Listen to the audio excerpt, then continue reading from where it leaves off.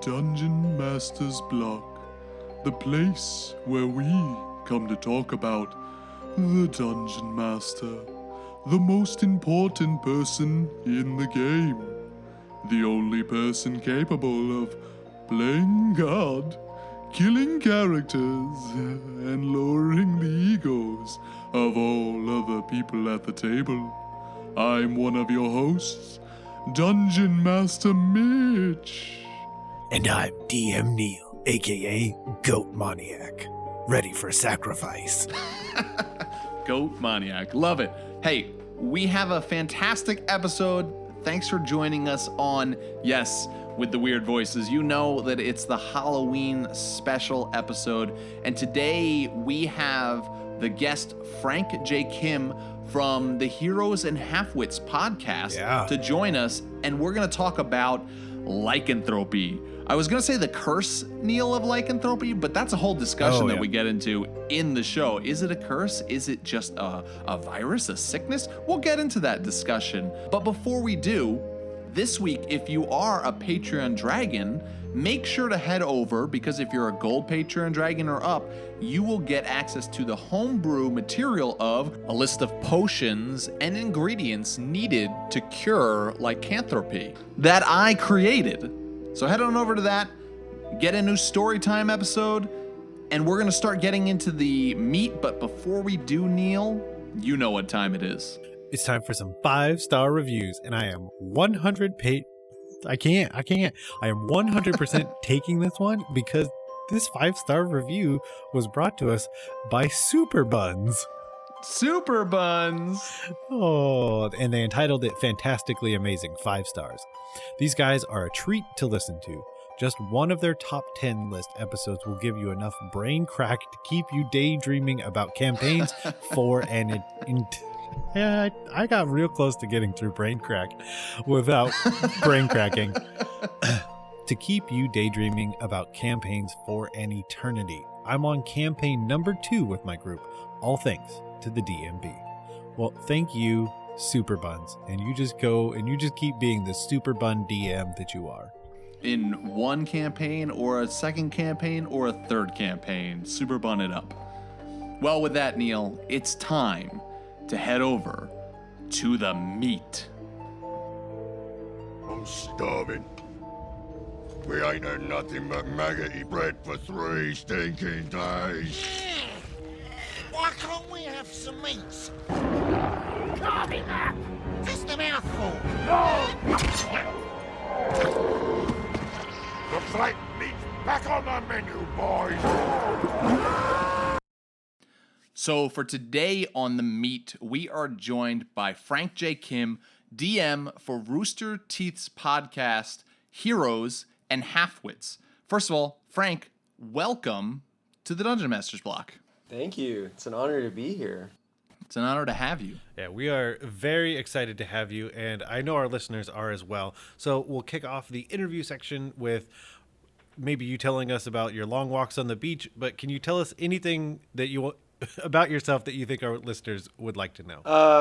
Well, other than long walks on the beach, I guess I'm also a writer. Well, clearly, I guess, as a dungeon master, but I also do a lot of other writing in other formats like screenplays and short fiction, prose, things like that. And actually, in Austin, there's this thing called the Typewriter Rodeo, and it's a bunch of people that get old school typewriters, and you can hire them for parties, but sometimes they'll just be around the city, and like just on a street with a typewriter set up on a little folding table and a chair.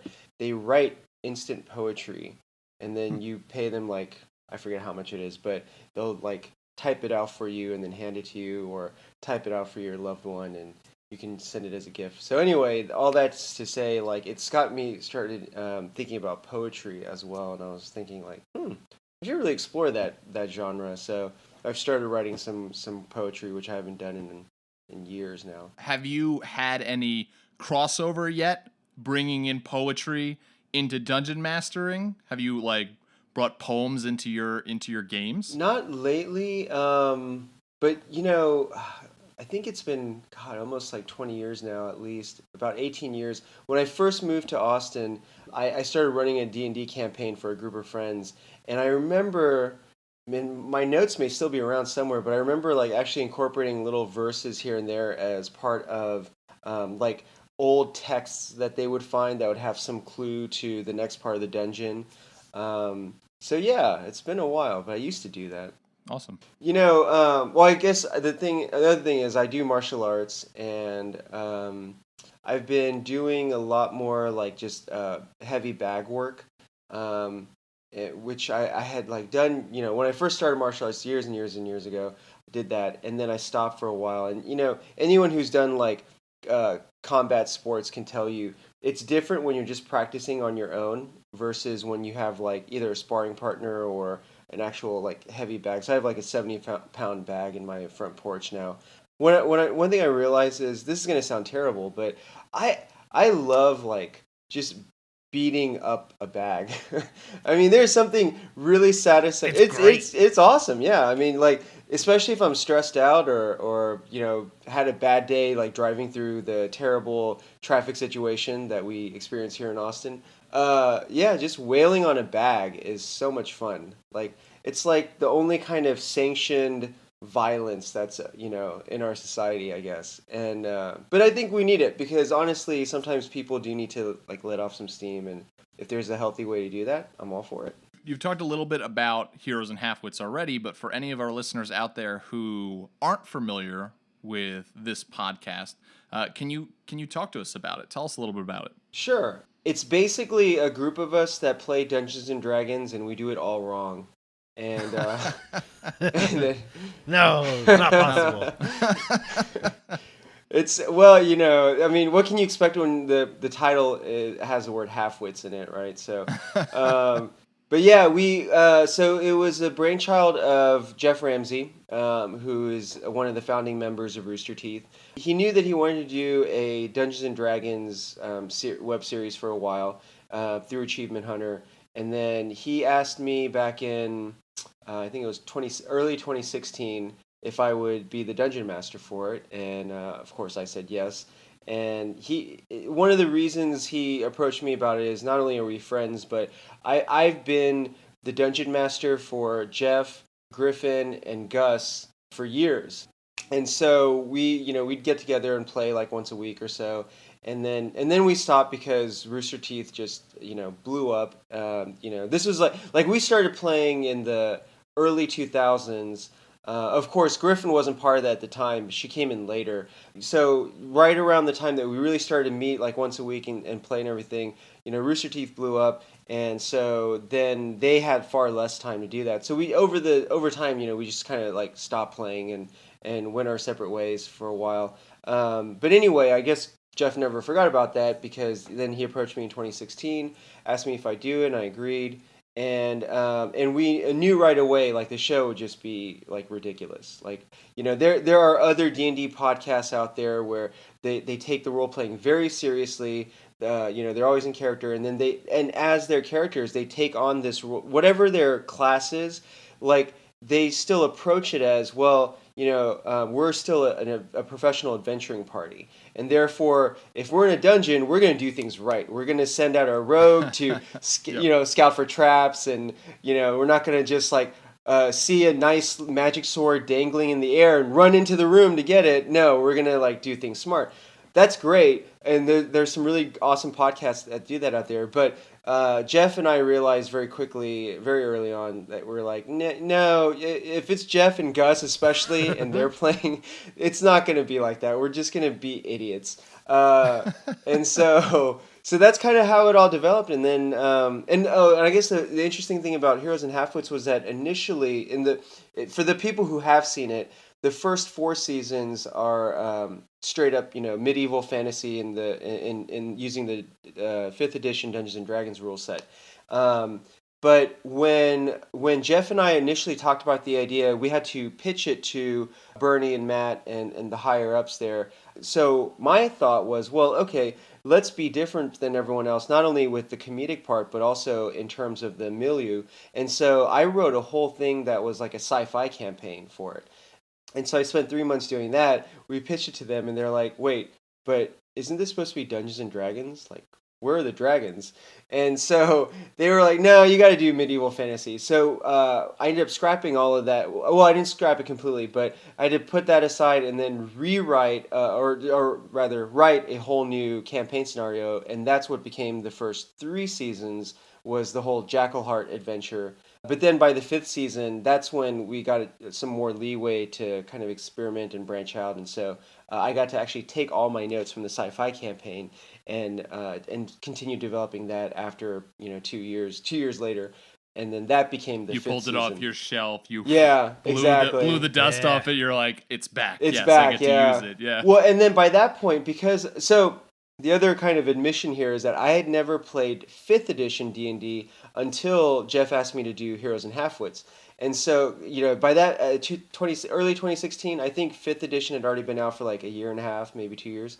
And my other friends who play D&D in my personal life, they'd been playing 5th ed for about that long, and they kept telling me about it, but at the time I'd been so busy I didn't really get into it. So when Jeff hired me basically for that job, that's when I started just reading the books and got familiar with everything.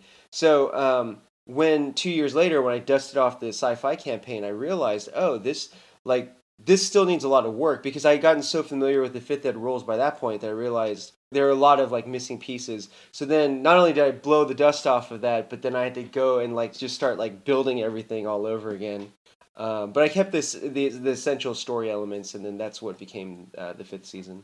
I love, you said you were admitting it, but I think that there's something great in that, because we have a lot of listeners who have wrote into the show and said, at the very least, said they had some sort of anxiety of starting up, whether it's a new edition like 5th edition or just DMing in general, because, oh gosh, I don't think I know the rules enough, this and that. Frank, you started a whole video podcast coming into it pretty new, and it seems to be going pretty great. So I think that's a good show of don't be afraid of it, because it is, right? Neal said it before, there really isn't a wrong way to play. If you're enjoying the time with your friends, if you are telling a story that's enjoyable, that's what the essence of the game is. Yeah, absolutely. And it helps for me, it helped to have players who are like Jeff and Gus, just really funny, witty guys. So yeah, and I would even say this to your viewers that are first time or have never even played, and they're like, I don't know if I can be a DM. Well, the part of it is to challenge yourself, right? We all grow through challenge. No one ever becomes a better person if they're just born into millionaire parents and everything's spoon fed to them. You have to be able to jump into situations that are unfamiliar and that you're not good at, honestly, and then just keep at it, and obviously have fun. Don't do something that's just a drag the whole time. But yeah, if you're having fun and it's challenging, I find that's the best way to learn. Any game, really. But yeah, especially Dungeons and Dragons. And also the other thing about challenges is that and I don't think this is anything that Jeff and Gus don't already know, but when we used to play it just as friends, before Rooster Teeth was even a thing. First of all, I was always the DM. They never wanted to DM; they just wanted to play. What? Yeah, which is fine with me. I love I love creative writing and world building and all that, so it was great. But what I realized very quickly was that not only did they just want to be players, but they wanted to be the worst players possible. And so every DM, surprise me. Yeah, right. But yeah, if you think about Red versus Blue, they were Griff and Simmons before those parts were even ever written for them. But they would get together and do the thing that they pretty much suspected I didn't want them to do.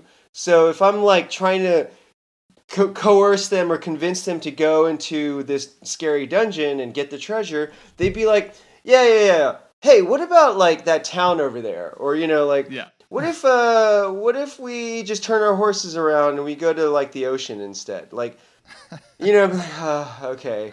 So then I'd have to think of all right, well, either I'm gonna have to somehow railroad them into the entire this module that I spent the last week preparing, or I just have to roll with the punches and like, okay, they want to go somewhere else. All right, well, let's see what else happens, and then maybe I can still incorporate some of the NPCs that they would have met in the dungeon or some of the monsters. But yeah, it forced me to constantly with those guys think on my feet and just adapt and still try to like make it all entertaining, because it's very easy, especially when you're younger, to get all hurt about oh, these players, they just totally ruined my campaign, and all that. But sometimes you just have to like figure out a way to have fun regardless of what's happening in the game with the players. Okay, we're going to move to our surprise question. And I feel like we have the answer based on the story you've just told. But we have a question from DM Exitium, and I thought it would be a perfect one because most people know you from your podcast. Thanos snaps his fingers at the end of Infinity War. Who dies in your D&D campaign? Oh man. Well, if I was feeling especially pissed off at one of the players, that but I think what I would do is just determine by dice rolls.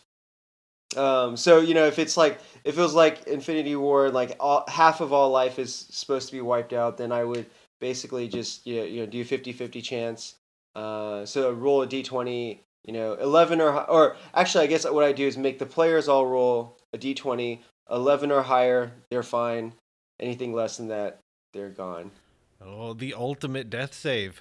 Yeah. Fantastic. So we just want to thank DM Exitium again for that awesome question. We've used it before. It's a perfect question because, Frank, thank you for that awesome response and all the content that was created from it. But now we're going to jump right into Lycanthropy because we're here for our Halloween episode, and we thought nothing could be better than talking about lycanthropy. This is a long historied thing in our real world, so I want to start up front with all the things that we will talk about are no doubt going to come from our personal experience, and there is so much more related to this, because I think one of the earliest things I found related to lycanthropy was almost like the year like 20 or 30. So there's some a little bit of historical context. But the first thing we want to talk about is, how does this curse spread? I'll preface this by saying I believe, the DM should just run with whatever the DM feels like, with the caveat that, you're still trying to make it fun for a group of people to be playing this game. So don't be like one of those tyrannical DMs that... No, but yeah, like in the sense of like, especially if you're have a homebrew setting. Yeah. How does this curse spread is entirely up to you. And for me, I love the idea of it being a curse. I should preface this by saying that a lot of the historical stuff does actually include things about like people who could control their. So I say lycanthropy. I don't know which one is the correct one, but I'm just more used to saying it that way. But yeah, there's a lot of like historical data and like folklore about people that could actually control it. And there's actually one of the earliest historical sources is from a Greek historian by the name of Herodotus, and he wrote in the like 400 BC time range or so, almost 500 BC, and he talks about like wolfmen, like there were tribes that lived up in like Central Asia that could control it, and so they could become wolves and run and hunt and things like that in wolf form. But for purposes of the D&D game, I like the idea that no, this is like more of an affliction that if your player's infected with it, they have to deal with it somehow, because that is a really good motivation to start a mini campaign, or it could even be a longer campaign if you want to. But that way the players don't have a lot of like I was saying before, Jeff and Gus and all that. Like it's fun when they think of something that they want to do differently, but then to rein that in sometimes it can be kind of a chore. So if you have a curse and it's like something that that directly affects a player, it just gives a lot more sense of urgency at that point, and then they're more motivated than to follow along the lines of like, oh, okay, well, to fix it you have to find this holy person and they can cast a wish or whatever that is. So yeah, that's kind of the way I like to do it, and how it's spread, definitely through bite. Oh man, this was years ago, but I ran a campaign years ago where one of the players got infected with lycanthropy, and the whole thing is that it wasn't specifically from another werewolf. It was actually a very powerful witch, and she cast that as kind of like a revenge thing against one of the players. So yeah, I like that idea too, that it can be this like spell effect that you can get from very powerful magic users, and not just another lycanthrope. And I think tying it heavily to witches and possibly vampires, which is very, very common in our current media, but historically it was also tied kind of to the actual witch hunts, that in different countries they were also basically doing wolf hunts and focusing on that kind of thing. But so I also really like the idea of it being this very specific curse. I like the idea of doing the wrong thing to have it happen.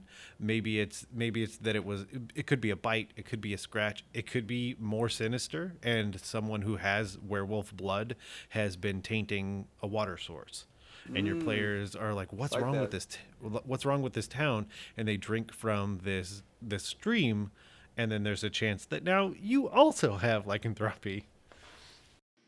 I think that it's important. I'm glad that this was kind of the thing that you first started talking about, Frank, because I think it is important to talk about, is it a curse? Now, the 5th edition book is pretty clear. It says curse. It's a curse of lycanthropy. But, like, I've definitely played in games, read lore where, like, the word curse and disease is used almost interchangeably. And that really shouldn't be the case, right? Like, is it a disease or is it a curse? Is this some magical thing that, like, and I think it's the fact that we're used to, how does it spread? Through a bite. So, like, the interchange of either blood or saliva, so we think disease when we talk about this.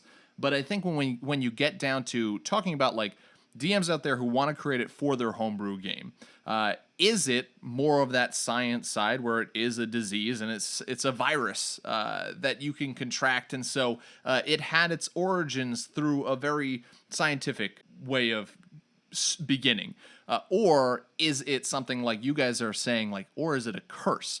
Was it something that through an act of witches began? Was it something that a god was upset with a mortal, like maybe just one mortal, or maybe a group of mortals, and cursed them because of some action they took against this god? Was that the origin of it? And that kind of leads to, like you're saying, Frank, that yeah, it's mostly going to spread through bites, but that if it is a curse, that certainly leads to the idea that, but it could also happen upon one of your characters in your game through other means, of like a witch casting a cat, like, you are cursed for what you've done here, go forth and you shall walk on all fours when the moon rises, something along those lines. It adds a little bit more than just, oh, but I didn't get bit, right? Like, so I'm safe. Yeah, and I would say it's in terms of like, because I think what you're pointing at is like story elements that you can incorporate into the game mechanic of lycanthropy. And so the story element for me that I find always really interesting is when it's a curse, is like, yeah, it could be this witch or even a god that curses the players and then spurs that on. And as far as the moon and all that is concerned, this is the other thing is, the reason why I kind of use witches, and they're kind of like stand-ins sometimes for druids, is that it could be a way for nature to get back at a representative of civilization. Because if you play in that kind of game world where there's the cities and towns that humans and other civilized races have built, and those are kind of like at war against the more natural domains of forests and deserts and mountains and all that. I think that always creates a really interesting tension. And so, yeah, you could have like a coven of witches or a circle of druids who just feel angry at the party for coming in and, let's say, looting an old temple or whatever. And so then that's their revenge. And it's like you now have to suffer like the worst aspects of bestial nature, where you're constantly, driven, by hunger and by the need to defend territory and things like that. So yeah, so I think it's perfect for that kind of scenario. The thing that I love about that, and I'm reluctantly admitting something on air. I started to watch the Vampire Diaries a whole bunch, and it works perfect for this conversation. So I feel like I am completely justified. But the idea that the You did it for homework, obviously. Yeah, I did. Yeah, totally. But the idea of the curse aspects could be the negative aspects that you just talked about, Frank, where I have this insatiable bloodlust. I can only transform, I'm forced to transform at the rising of the moon, and I have no control. And so it could be that your players lift the curse aspects, but then now have control over the lycanthropy.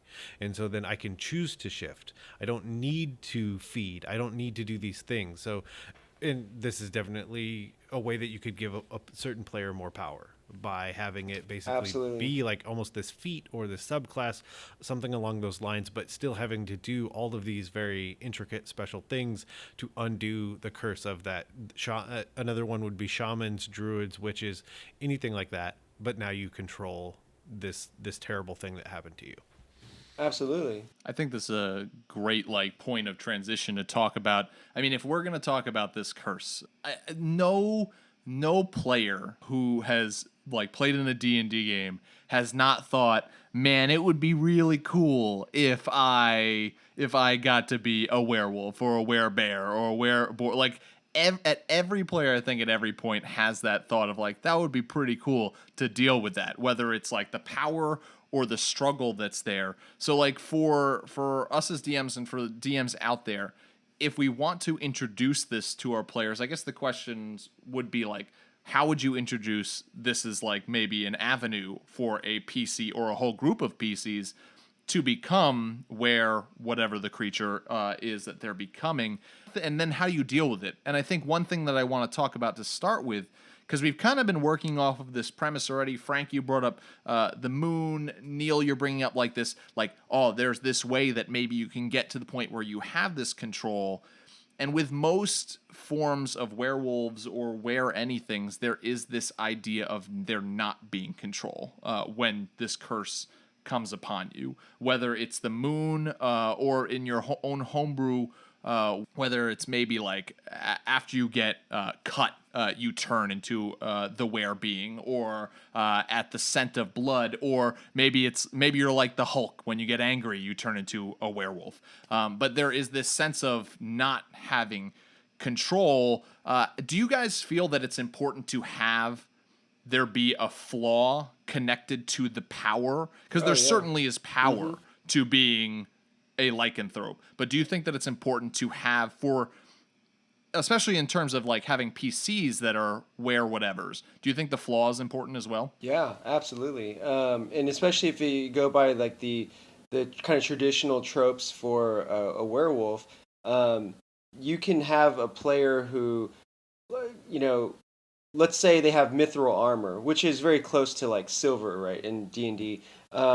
So you could say when every time you start wearing your armor now, it burns your skin, you get rashes, and you have certain penalties to your ability scores, or some hit point damage. And then stuff like that, or it's not the same thing, but with vampires, I've played in campaigns before where one of the players was infected with vampirism, and so they couldn't stand garlic. So whenever we were camping, the DM would add this flavor text of you're having dinner in this season of the garlic, but so and so over there, you're getting really sick, you're throwing up. Make a Constitution saving throw or whatever. So yeah, I think it's a really good idea to balance that out. And especially what you're saying about a lot of players do want to have a controllable lycanthropy because it boosts their character's abilities and stats. But then I think the thing to do is to balance that out by saying, okay, yeah, you're like really strong now, but you have to shun like these certain things, or else it'll cause damage. And as far as like how you do that as a DM, I think the best thing is really just create a whole campaign around like how does the character go from being suffering this curse to then being able to control it in some way. And if you write a series of adventures, then the thing to do is like basically have, if they can overcome all those obstacles, they get to a point where they level up, and when they do the level up, that's when they've also managed to finally control this thing that afflicts them. Yeah, you definitely need the drawback, or else everyone will do it. I mean, that's first and Right. foremost. Yeah, why not? I want to be a werewolf too. I want to be a werebear too. Yeah. Continuing to reference that wonderful show that I started watching, the whole point of the curse aspect was natural balance. Because if people could just change at will, if they could, and the same with the vampires, if they could just go anywhere they want, anytime they want, then the balance of nature would be out of whack, because these super powerful creatures would then probably just turn everybody as fast as they could and just take over the world.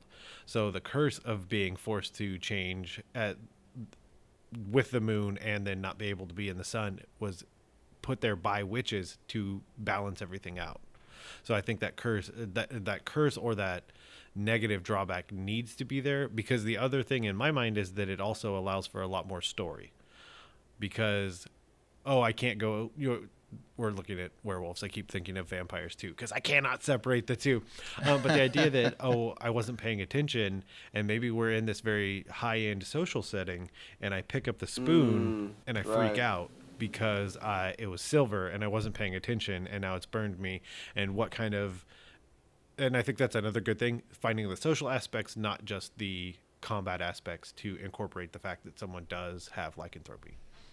I think that's something mechanically I would change, especially if I'm doing players who want to role play werewolves, is having it not just because in the 5th edition rules, it's not like a vulnerability to silver. It's just they have this power of they're resistant to every kind of non-magical weapon, but then silver comes into play and they're no longer resistant. So it's just doing normal damage. I think I would take that and say, no, you are vulnerable to silver. Because I like, especially like, I like those scenarios like, Frank, you were saying, like, all of a sudden their mithril armor it's like Gollum like with the elven rope around their neck, right? I think a lot of DMs deal only with gold when talking about using gold in games, but the lore behind it is that there's gold, there's silver, there's copper, and so your PC has to constantly be like, no,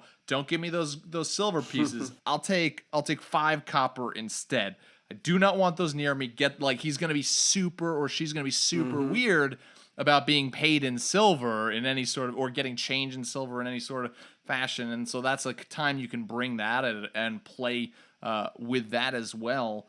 But like those flaws that we're talking about, a lot of them have to do with like the typical werewolf, right? Of like, you might be a good person, but then all of a sudden the moon comes up and you want to kill people, and so that's obviously a flaw. But one thing I want to ask you guys is, what's the flaw for a werebear? Because like you could be a good person, a good fighter and adventurer, and be like, why not get transformed into a werebear? Then I'm also a good werebear. Like if we're going in D&D lore, why wouldn't every adventurer want to become a werebear or a were-tiger, like these were creatures that have good alignments? What's the flaw there? Oh, I was going to say, my first one would totally be lethargy with the bear. Be like, it's hibernation season. So then they're like forced into these disadvantaged situations because they would much rather be asleep because they need to hibernate. That concept that the bear would just be stuck in a place and not want to awesome. get up. I was thinking too that, is there a different personality or total different persona that comes out with all of these curses of lycanthropy, that like when you transform, you are a different person? Like the books tell us that you're your alignment like is going to be shifted, right? Like, but if you have the same alignment, like, so what's the big deal? But what if it's you're transforming and you're becoming pretty much a whole different person with wants and needs and goals? And like, we have a lot of media and comics and books out there that give us the idea that when a person transforms, it's like this blackout, right? They don't remember what they did. They'll wake up next to a stream with a dead deer next to them, or even worse, a dead human or whatever it is, and be like, oh God, what have I done? But they don't remember the act of it. Even with a good person transforming into a good werebear or were-tiger, you all of a sudden wake up and you're 100 miles from the place that you were trying to go to, and you're in the middle of this conflict that you didn't start. I think with that shift of persona and maybe that blackout aspect and that fight of the two natures, I think that in itself can certainly be a flaw, and also be a cool thing if you have a whole party worth of werebears, right? That it's like, all right, tonight we're playing the werebears and you guys have this goal. Next time we're playing you guys as adventurers and it's completely different goal. So the way I look at that is, if you're going to introduce something like lycanthropy or even vampirism into the actual party itself, you have to make sure that the players are up for that kind of role playing, because sometimes they're not. Like, sometimes they just want a power game. They're like, oh, I want to be a werebear and have all the advantages and none of the disadvantages. And then at that point, you have to decide as a DM, well, do I want that kind of game or not? I usually prefer my games to have a pretty strong element of role playing, and so if I don't feel like the player would be willing to kind of like, role play those that Dr. Jekyll, Mr. Hyde kind of duality in their persona, then I'm very hesitant to introduce that, because I've had experiences in the past where I have introduced it, and the player that was afflicted just hated it. They wanted to either cure it as quickly as possible, or they just actually, like, one person pretty much quit playing because they got so mad at me. And that was a good learning lesson. At the time, it was really bad, and like, I had to go and basically apologize to that player. So basically what happened was that there was a monk, and it was actually a vampirism. He became a vampire. But I had this whole vision for it, because this was, again, 3.5, and in 3.5, if you're a monk and you take certain vows and then you go against those vows, you lose all your monk abilities. And so my thought was, okay, he's been cursed by a vampire to become a vampire. So in his vampire form, he's definitely violating all of his lawful good oaths. And so he basically loses his monk abilities, but it wasn't a permanent thing. The idea was that he would go on a quest and like fix his vampirism and then regain his monk abilities, and then at the same time, gain a cool ability or two through the process. And so I started that, and then the player hated the idea. It's like, you're ruining my monk character, is basically his thought, and then he quit the game. So yeah, I would just say, like, make sure that that if you're going to introduce that, like, make sure the players are okay with it, and that they're down to actually role play that. And if they are, then yes, it really does open up a lot of fascinating, like, aspects to the game, because you can get to explore that duality. Yeah, do they black out? Maybe they remember, but it's all like hazy, or seems like a nightmare that they had. The other thing I like is, like, I have a dog. I'm a huge dog lover, and to me, my non-scientific theory on this is that, yes, dogs dream, and that's why they twitch and they're chasing stuff. My dog even barks in his sleep. He does like a sort of a muted bark, and so all that's to say, like, I think animals, even if they don't have like a long-term memory like humans and all that, like especially mammals, I think that they do still have enough of a complex inner life and a mind that they do retain things for certain periods of time, and they dream. And so what if, like, if you're a werewolf, for example, and you're in your werewolf form and a full moon, you're out like doing stuff. What if you remember all that, but it's because it's filtered through more of an animal kind of mindset, brain, the things that you remember are things like smells, right? Like humans are very visual and auditory, but like a dog or a wolf may be more about smells. So like you wake up the next morning and you remember the smells of like blood and or even like tracking, the deer through the woods and all that stuff. But it's not quite clear like why you remember it that way. So I don't know. I like playing with kind of like things like that, and especially if the players themselves are game for that. It's just so much fun to like create like, well, what is that like? Like when you're hunting in werewolf form, like what are the sensory experiences, and then going with that. I think the cautionary tale that you first told is super important, and I do not think by any stretch of the imagination that you're the only one who has gone through like having a player contract lycanthropy and them not enjoying it and just wanting to get cured and hating it. I can say assuredly that is not the case, because I also did the same thing, and I could I think it's like, as a DM we go, oh, this would be so cool, right? What a cool role playing opportunity. But to force that upon another player, they might love it, they might hate it, right? So I think that like the idea of lycanthropy, maybe the thing is we should move away as DMs from. I feel like it usually comes up as like in a random encounter where you get werewolves that come in, or werebears, or whatever it is, or like a side quest situation. But to go in and have transparency with your players and go, we're going to start a new campaign, and you're all part of this werebear tribe. So that's like from the get-go, it's like, this is what we are setting up for all of us to be a part of. Or like going in and saying, we're all going to create characters, and each one of you is going to have a backstory where you were bitten by some were creature. Tell me which were creature that is. Let's work on this, and kind of starting the adventure at that point. So you're not like putting a bag over a player's head and be like, gotcha, you had no choice in this, right? Like, you got bit, too bad, now you have to deal with it. But to give your players some agency in that, if lycanthropy as an adventure is something you want to explore, and with all of that still going, if your players say, that sounds terrible, none of us want to play were creatures, then I think that's another thing to be like, oh, okay, this is not something that they're interested in.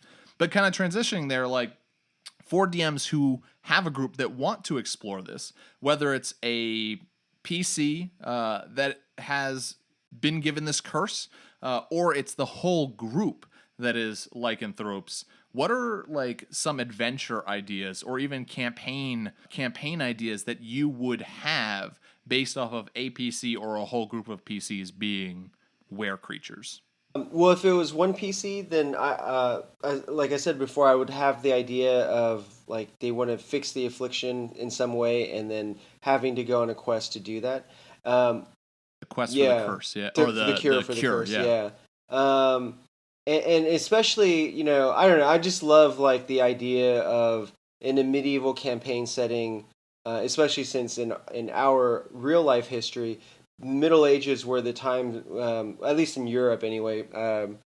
Fun fact, there really was no Dark Age at the same time in Asia as there was in Europe at the time, or in the Middle East either.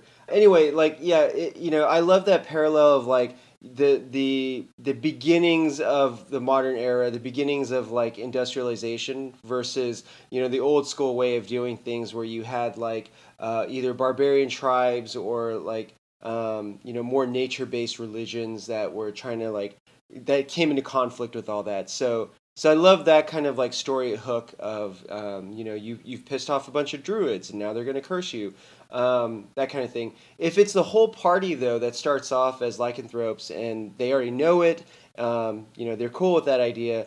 Then what I really love is the concept of, okay, so here you are, you're basically a group of adventurers, so you're still going to be motivated by things like, finding magic treasure and gold and like leveling up your character and becoming stronger.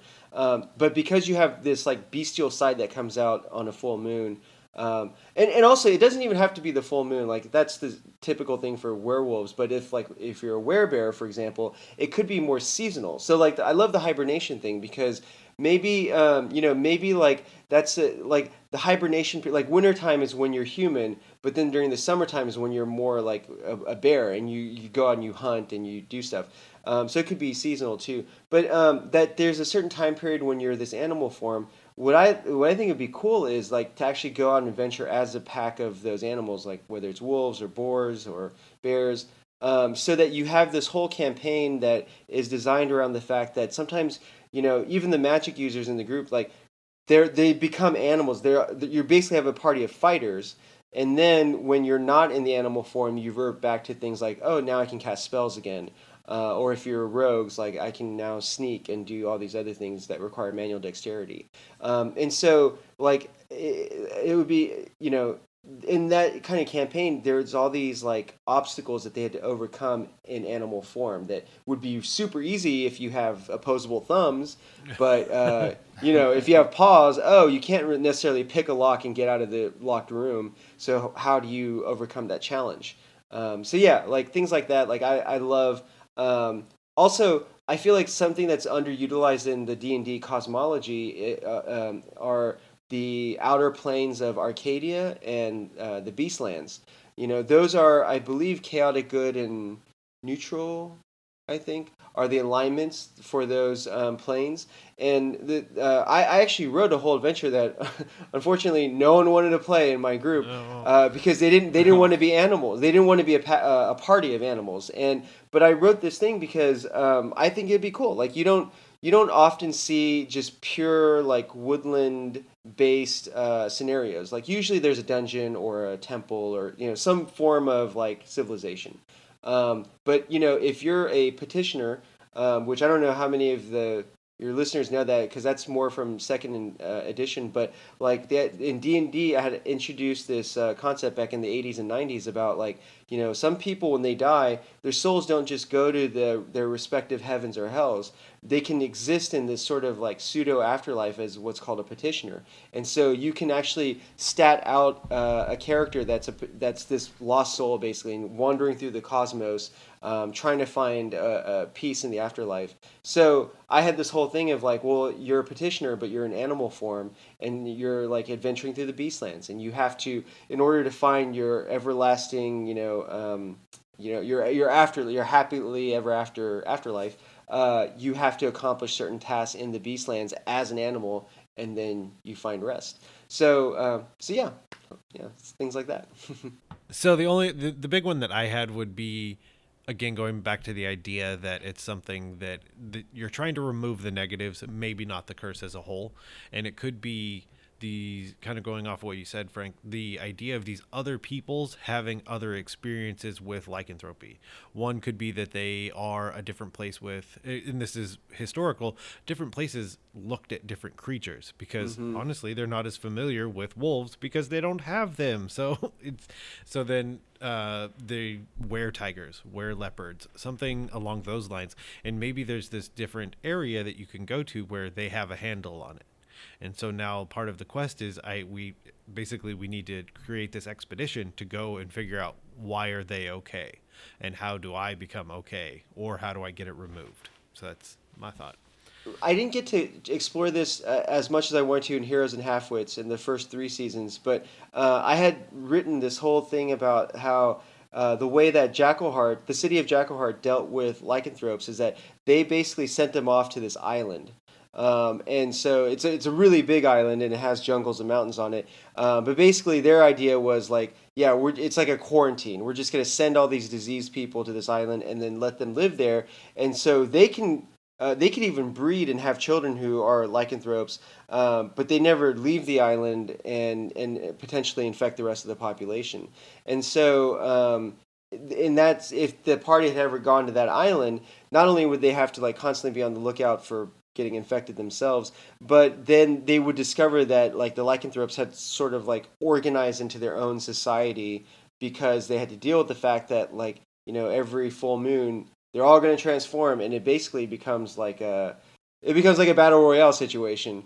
And so it's a super violent like place to be on, but it sort of works for them because they know that they're not in control on the full moon. So like yeah, you murdered my best friend last night, but I guess I can't really blame you because I would have done the same thing, kind of thing. So so they exist in this like really weird kind of society where they fear each other, but then they sort of have to like look out for each other too.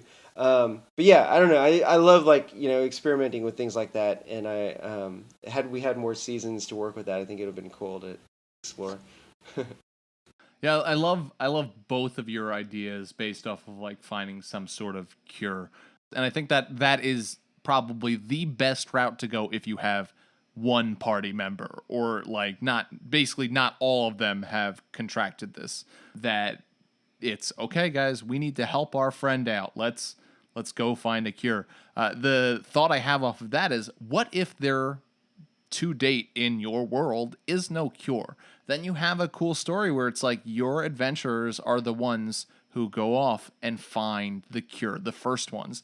And then like at the end of that campaign, you ask them like, does any of your characters or do like you together, like do you write a book together on how to cure lycanthropy? And if that's the case, like that's a cool cameo to bring into a campaign further down the line at a different point in history in your world when maybe a whole nother person and a whole nother character becomes a werewolf, and it's like, oh, you go to the library and you find this book written by, and then you can name off those characters that those PCs played, and hopefully some of the PCs are still sitting at the table, the players are still sitting at the table, they're like, hey, that's awesome, that was a thing that we did years ago. The other thing that I really can't get away from is I love the idea of like the blackout, like not remembering, having different personalities when you transform. And if you have a whole group, I love the idea of doing a campaign. And I think it would be difficult, especially if you're wanting to do like one session, you are the humanoids, like the humans, the elves, whatever it is that is their original shape. And then the next session you do all of them transform because the moon comes up. So you do like day and night, session by session, and like, what is that adventure that you're telling?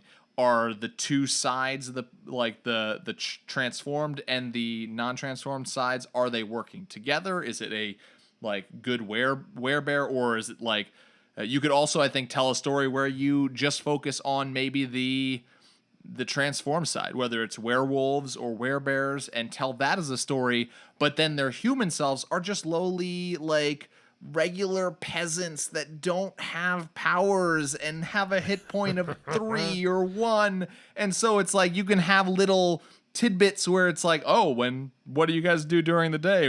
But they like these people have just like succumbed to, I guess we're going on this quest that our werewolf forms want to take us on. I think that'd be a really interesting route to take a whole group and to do a campaign focused on that. Yeah, that sounds cool. I'd play that.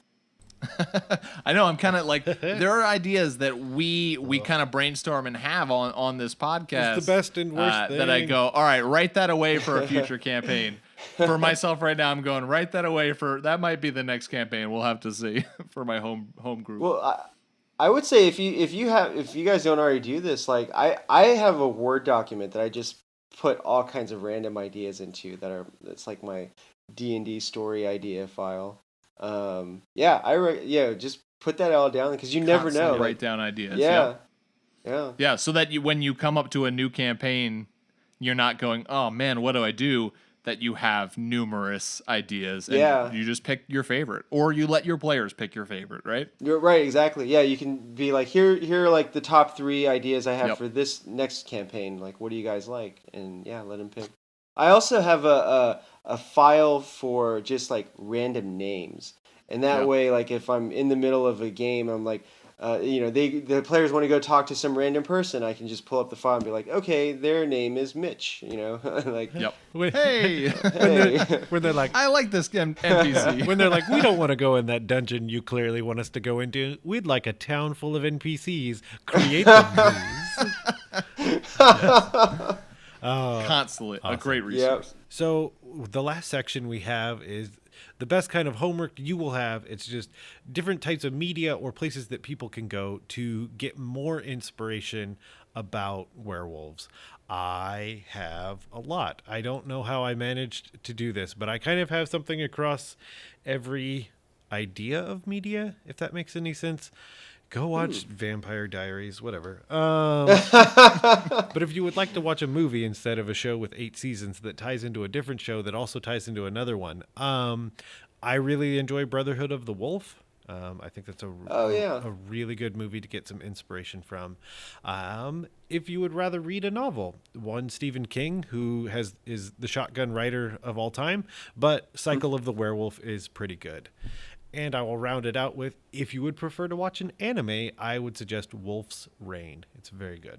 Where basically wolves are casting illusions on themselves to hide as humans in the world. And there's a lot of mythology around paradise showing up and only wolves being the ones that can find it. And so everyone thinks they're extinct, but they're actually just hiding themselves through illusion. So yeah, Wolf's Rain, 26 episodes, really good. I think the homework that I would give out is for our listeners who enjoy Magic the Gathering, the Innistrad blocks are perfect for this. And I would just say go and pick out any werewolf card. If you're looking for werewolves as NPCs, like, it's going to be great inspiration. Just look at the card of the human form, look at the card of the transformed werewolf form, create a story around that card. Who is that person? You've got yourself an NPC and potentially a quest right from that card. Well, I'm going to go a little bit different, I guess, in book form, and recommend this science fiction novel called The Fifth Head of Cerberus by Gene Wolfe, who's a fantastic sci-fi writer.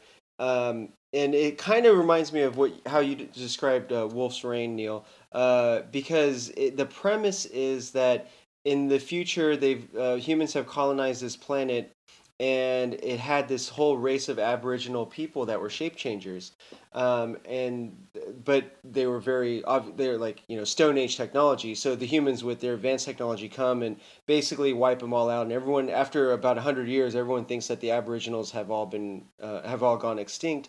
And then as you read the book, you discover that no, there's actually some of them still around, and they've taken over the forms of humans, and because they're such perfect mimics, they've actually even forgotten their original selves and believe themselves that they're humans now. And so it's a crazy mind trip of a novel, but how it applies to lycanthropy and werewolves and that kind of stuff is that I think that anyone who reads that book can get a lot of cool ideas for how to like, let's say a village of werewolves, like we were talking about, like they know they're werewolves, how would they assimilate into greater human society if they had to, how would they hide their nature, or how would they adapt to living amongst non-werewolves, and especially how would they hide their true nature when the full moon comes out and they don't have any control over the transformation, but maybe they have control over like where it happens, or how humans perceive them when it does happen. So it opens up a lot of like really interesting possibilities. And it was actually one of the main inspirations for the society in Jackalheart in Heroes and Halfwits. I even stole one of the lines from the book, because in the first season, an NPC tells the party that there's this legend that all the inhabitants of Jackalheart were actually shape changers who killed the human settlers and took over their lives and forms, and then forgot about it later.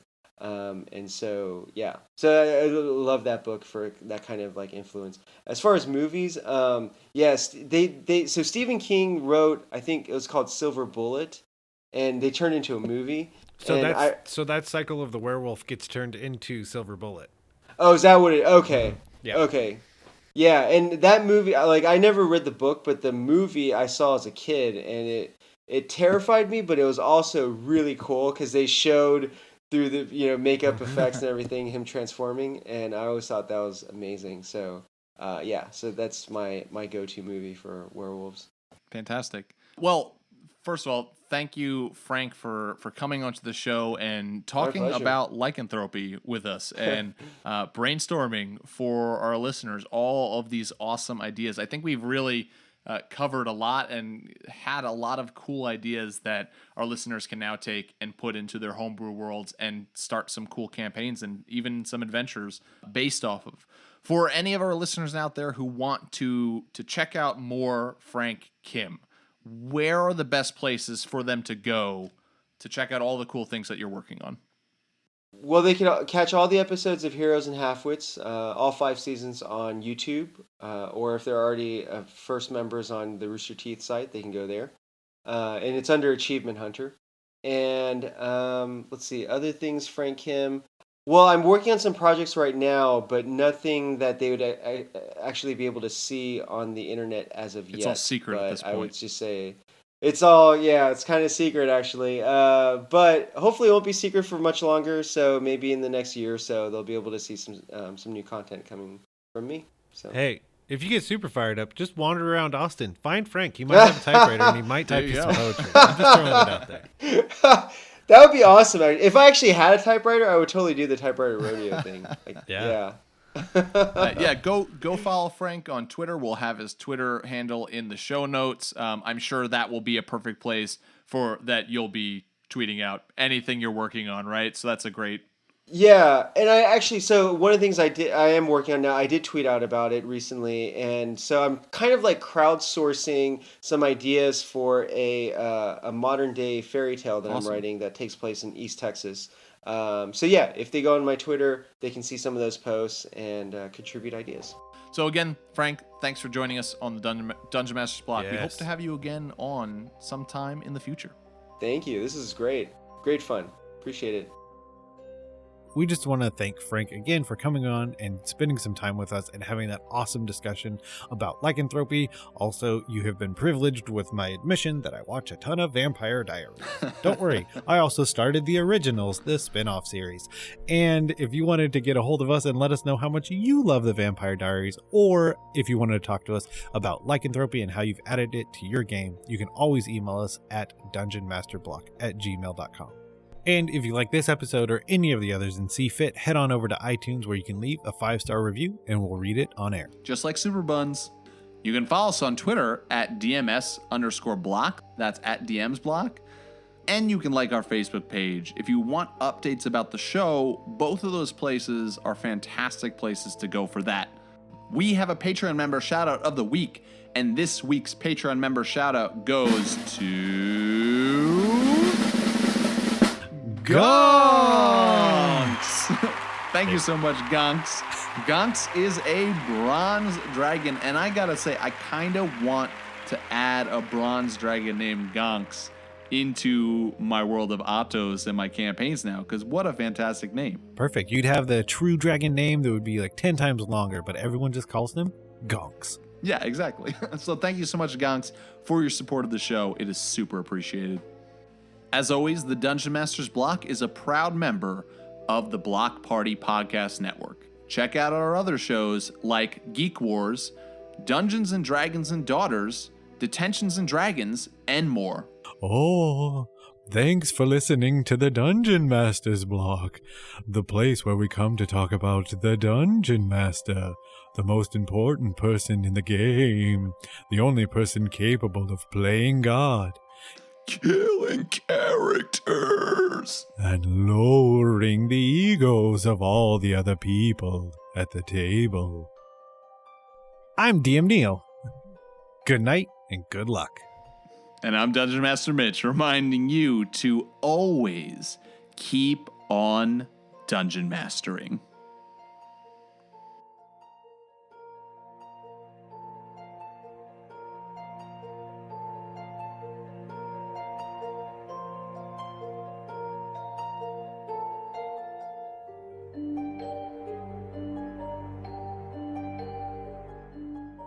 It's not inspiration, it's not wisdom, and it's bad advice. You should use character voices at your job. See how they go over before using them at your table. Dungeon Master Mitch. Oh, that's so wonderful. Or terrible. I wanted to do my terrible witch voice, but then I remember how much I hate it. I hated it the whole entire time going through, but I was just like, I'm sticking to it. I'm sticking to the bit, committing to the bit. I'm trying to think if I hate my witch voice, but I like it at the same time. No, I'll die. I can't do it. I want to do the ghost one. It's so fun and it's so terrible because like it sounds like it's fun, but it's not. Oh.